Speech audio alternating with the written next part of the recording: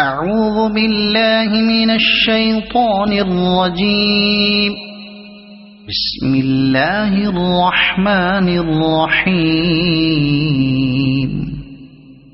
الرحمن علم القرآن خلق الإنسان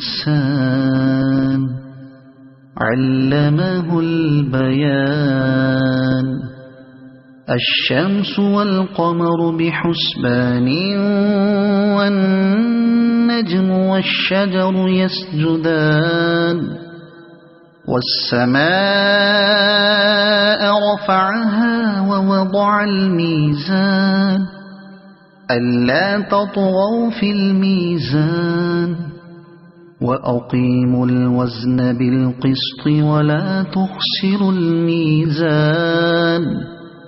والأرض وضعها للأنام فيها فاكهة والنخل ذات الأكمام والحب ذو العصف والريحان.